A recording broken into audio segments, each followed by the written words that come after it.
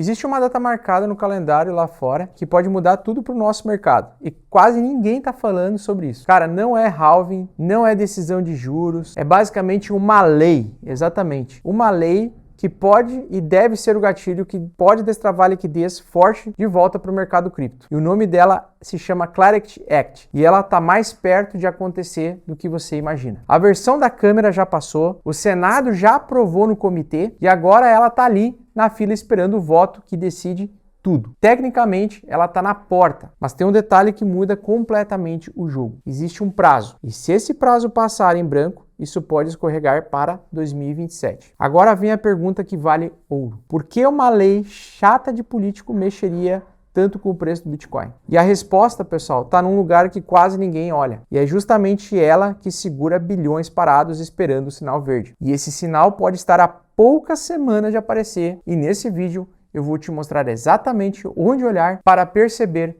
antes de todo mundo. Então já deixa o like, se inscreva no canal caso eu agregue valor para você e não se esqueça de comentar aqui embaixo a sua opinião sobre a lei da clareza do mercado de criptomoedas. Pessoal, existe uma lei que é a chamada Clarity Act, tá? Que ela vai ser fundamental para o novo hype de alta do mercado de cripto, tá? Tanto seja para Bitcoin quanto para algumas altcoins, tá? O Clarity Act, ou Lei da Clareza, muita gente está falando que ela vai ser melhor para o mercado de stablecoins. Isso, para mim, não procede. Uma vez que, se ela for positiva só para stablecoins, como stablecoins são a liquidez do mercado cripto, então, se for positiva para stablecoins, também vai ser positiva para o mercado cripto no geral. Então, existem algumas altcoins específicas que têm contato direto com o sistema bancário tradicional que precisam entrar dentro de um ambiente regulatório com uma jurisprudência, né, uma blindagem jurídica.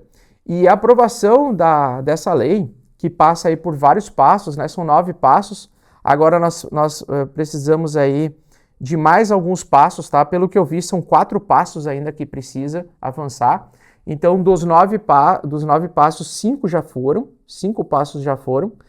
E esses passos, né, vai até chegar ao ponto da assinatura presidencial. Então, quais são os próximos passos? E isso aqui é o que pode e que vai provavelmente destravar uma entrada de capital muito grande no mercado de criptomoedas, incluindo o mercado de algumas altcoins, tá? Então, eu sei que altcoins é um lixo, é uma bosta, todo mundo tá puto com altcoins, mas existem altcoins específicas que podem se beneficiar muito da lei da clareza, tá? O próprio Bitcoin, o próprio Ethereum também. Então a gente tem aqui, ó, no momento agora, a Clarity Act, né, só para explicar para quem não sabe o que é ainda, ela está criando uma estrutura regulatória clara para que o mercado de criptomoedas nos Estados Unidos ele tenha uma clareza e, ao mesmo tempo, essas empresas que lidam ainda com criptomoedas e soluções de pagamento, elas ainda têm travas jurídicas para receber investimentos. E essas travas jurídicas podem ser destravadas no momento que tiver essa aprovação, tá? Então, no momento, ela já avançou em algumas etapas, faltam aí praticamente 4 fases decisivas aí para virar lei, tá? Tivemos ali, para esse ano, a Câmara dos Representantes estão aprovando, julho de 2025, isso foi em abril. Comitê Bancário do Senado, maio, que aprovou. E agora, no fim de junho, né, a gente tem a unificação de texto no Senado. Os comitês de bancos e de agricultura do Senado precisam consolidar algumas exigências e rascunhos em único texto para ser levado adiante. Depois, em julho, nós vamos ter a votação no plenário do Senado. O texto unificado vai a plenário e precisará de uma maioria de 60 votos, aí de 100, para superar alguns bloqueios políticos e conseguir avançar. Depois, em agosto, reconciliação bicameral, tá? Então, a versão do Senado é alinhada com a já aprovada pela Câmara do ano anterior, e as duas casas precisam aprovar exatamente o mesmo texto final. E com essa aprovação de texto final em agosto, se não tiver nenhum adiamento, não tiver empurrar isso para frente, a gente só vai precisar da assinatura presidencial do Trump, né? E se tiver, para que ele seja finalmente aprovado e efetivado como lei. No momento que essa aprovação acontecer, e ela tem uma grande chance de acontecer, na minha opinião, tá? Porque o Trump é pró-cripto, tem toda aquela história, né? Eu acredito que essa assinatura pode acontecer entre final desse ano e entrada do ano que vem. E se essa assinatura acontecer, pode destravar uma entrada, um caminho livre de capital grande para o mercado de cripto, tá? Então, por exemplo, alguns tokens, como a XRP, por exemplo, a XLM, elas podem ganhar muito valorização e também a antecipação dessa aprovação, se acontecer a aprovação dessa antecipação, ou antecipação da aprovação dessa lei, ou seja, se o mercado começar a especular a aprovação dessa lei no fim do ano, ali por agosto o mercado pode começar a subir, porque ele pode antecipar meses antes já a assinatura presidencial, tá? Então vai acontecer alguns passos importantes agora no 4 de julho e ali por dia 2 ou 3 de agosto também, que podem, né, provocar uma formação de fundo no mercado de forma fundamentalista e também no preço, tá?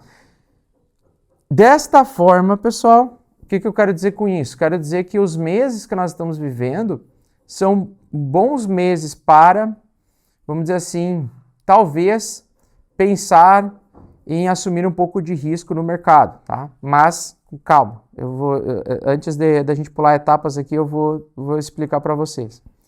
Então, altcoins de destaque, XRP teve um pouco de alta, Solana está resiliente, a Polkadot já derreteu 98% do topo, eu acho que vai derreter mais, RWA ali vem ganhando um pouquinho, e no Perpétuos a gente teve alguns recordes aí sendo quebrados, tá? Se você está gostando desse conteúdo, existem alguns links na descrição que são extremamente importantes. Eu tenho um curso gratuito aqui da Quantifier, onde você pode aprender a operar na corretora de forma mais tranquila, com redução de riscos, e também eu ensino como operar o mercado para que você consiga tentar algum lucro no mercado financeiro. Também deixei um link na descrição, cartão de crédito que eu utilizo no dia a dia para pagar contas com criptomoedas, meu cartão favorito. Caso você tenha interesse em continuar estudando e quer uma pessoa do teu lado para te acompanhar de perto na tua evolução como investidor do mercado de risco, tanto ações americanas quanto criptomoedas, basta se tornar membro do canal. Ali você vai ter acesso à direção e clareza de investimentos para o teu futuro, para que você ganhe dinheiro e mude a realidade da tua vida e da tua família também. Então, a grande questão do dia.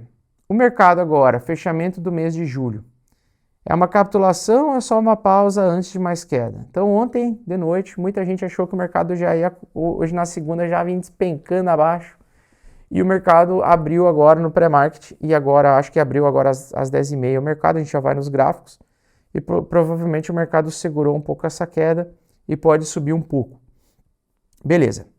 E agora depois a gente vai na minha opinião ali para a gente ter uma certa direção para esse mês, tá? Bom, pessoal, então o mercado, o Bitcoin aqui, tá? No gráfico de 4 horas, ele está querendo aqui ameaçar trazer mais queda. Ele segurou a queda aqui na região dos 59 mil dólares. A gente está tendo uma manutenção da tendência de baixa, né? A gente teve uma abertura de canal de baixa durante junho e o mês de junho está trazendo essa continuidade dessa baixa. Então, é possível que a gente venha a testar ou segurar ao longo dessa semana esse nível aqui, tá, do Bitcoin. Então o Bitcoin ainda não finalizou o mês, ok? Ainda não finalizou o mês. A finalização do mês é amanhã. Então ainda pode acontecer mais queda, pode trazer mais regresso aí para Bitcoin. Mas o mercado da Nasdaq, tá? O mercado da Nasdaq, ele ameaça também trazer uma reversão. Ele fez um movimento de bull trap aqui, tá? Então as empresas de tecnologia estão em um período de sofrimento, tá? Então a gente teve a tendência de alta aqui, perdemos agora no dia 5 de junho com a queda da VGO, a gente teve uma queda bem considerável no mercado de ações de tecnologia americano, do índice Nasdaq. A gente perdeu o fundo anterior, a gente teve uma alta de recuperação ali pela metade de junho, então dia 16 de junho tivemos outra alta e novamente desde 16 de junho nós tivemos uma queda do tamanho ali do 10 a 15 de junho, tá? Então isso aqui se chama pivô de baixa. E o pivô de baixa agora, para ele validar, basta perder a mínima, né, da Nasdaq aqui, para trazer um movimento de correção mais considerável. Dito isso, e olhando isso aqui, esse pivô de baixa, eu cheguei à conclusão que o mês de junho é um excelente mês para realizar lucro, para quem teve lucro com o mercado de ações americanas, e ficar majoritariamente em caixa ou pelo menos ficar na defensiva. É exatamente isso que eu estou fazendo. Então, dia 17 de junho, eu vendi assim, totalmente as minhas ações e fiquei em caixa e estou segurando caixa no momento para, de forma mais oportuna, possivelmente capturar algum movimento de corretivo mais forte. Acontece o seguinte, antes dele trazer mais correção, muitas vezes o mercado lateraliza. Então, me parece que se ele segurar este fundo aqui duplo, a gente pode evoluir para um mercado um pouco mais lateral no mês de julho e talvez dar seguimento na metade de julho, ou sei lá, agosto, né? Trazendo essa correção um pouco mais de forma profunda. Um crash, ou seja, trazer uma quebra significativa de bolha, um estouro de bolha, a gente teria que perder esse suporte aqui e fazer alguma barra de queda violenta, né? Uma queda progressiva ao longo do mês de julho. Pode acontecer, pode não acontecer, não tem como prever o futuro. Na maioria das vezes o mercado, antes de derreter forte, ele lateraliza. Então eu estou já num caminho mais de acreditar que ele pode segurar essa queda aqui e a ameaça dessa baixa. E tem um detalhe, né? Quando a gente usa o índice Nasdaq composto, já incluindo todas as ações de tecnologia, que são tecnologias menores, né? São 3.000 ações, esse composto aqui, e eu adicionar uma média simples de 50 dias, a gente pode dizer que a gente está entrando sobre a ameaça de entrar em bear market, né? Desse mercado, ou pelo menos entrar em um período corretivo. Então a média ela é importante, a média 50 simples, porque assim, ó, se a gente teve um pivô de baixa abaixo dessa média 50, significa que o mercado está aumentando o risco de entrar em bear market, e o bear market ele pode ser uma correção de um mês, pode ser uma correção de 2 meses, 3 meses, 1 ano, enfim. Quando a gente tem essa ameaça, a gente está numa condição mais perigosa. Porém, ao mesmo tempo, correções profundas antes de retomadas de alta seguram geralmente esses pontos aqui, voltam acima da média e ele cruza a média para baixo por um curto espaço de tempo. Então, a minha dúvida ainda é, eu preciso de mais dias para saber se o mercado ainda teria espaço para abrir uma nova perna de alta ou se aqui ele vai despencar e corrigir, tá? Por quê? Porque se o suporte for defendido e ele não der progressão a essa intenção de baixa, certo? Se ele não tem essa progressão e essa intenção de baixa, a gente pode estar só diante de um respiro do mercado, uma realização de lucro intencionada, porque no último período de 3 meses a gente teve uma alta muito forte, tá? E ele pode estar se preparando em correção para abrir mais uma perna alta mais uma perna de alta forte. Então, eu tenho essa dúvida. Ele vai entrar em bear market ou não? Então, por enquanto, o primeiro sinal, pelo menos no Nasdaq composto, com 3.000 empresas, está abaixo. Quando eu vou para aquela que para quem é trader é mais relevante, que é a NDX, que é a Nasdaq 100, ou seja, a gente considera só as 100 maiores ações de tecnologia, a gente já viu uma figura um pouco diferente. A média 50 ainda não foi perdida, a gente ainda está em lateralidade e o peso de decisão para mim, né, entre acreditar em um bear market ou entrada de bear market, ele é maior nesse índice aqui, tá? Não no composto, ou seja, aqui eu extraí 2.900 empresas de tecnologia, lá daquele outro índice. Aqui já é a Nasdaq pesando, dando mais peso e ênfase para as 100 maiores empresas de tecnologia dos Estados Unidos.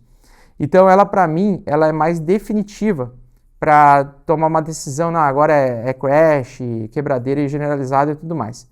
Se ela vir aqui para baixo, então fazer o pivô de baixo, né, que ela está tentando fazer aqui de fato, né, tentando perder aqui, e dar seguimento, aí realmente a coisa pode ficar feia, o mercado pode literalmente desabar.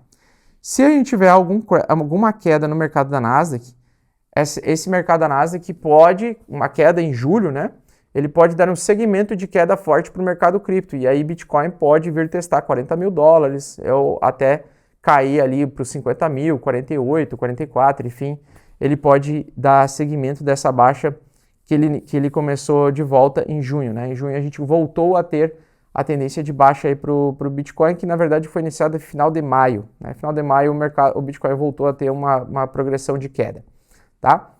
Então, se Nasdaq despencar a partir desse ponto aqui, a gente tiver alguma entrada de ameaça de bear, né, uma queda mais forte, isso pode sim refletir no apetite ao risco dos investidores e o mercado de cripto pode sofrer junto, cair junto, tendo mais uma progressão de baixa. Tá? E a gente estreou um novo quadro aqui no canal onde eu vou ler os comentários de vocês. Para isso, eu preciso que você pegue as informações aqui do conteúdo, coloque nos comentários as suas principais dúvidas, porque a gente vai separar os melhores comentários para responder vocês ao vivo ou em vídeo e você vai ter sua dúvida respondida e através da tua dúvida a gente vai conseguir ajudar outras pessoas que estão acompanhando o mesmo conteúdo também. Então, coloque nos comentários embaixo, não se esquece dos comentários e ao passar para comentar já deixa o teu like e se inscreva no canal que é muito importante para o YouTube. Tamo junto!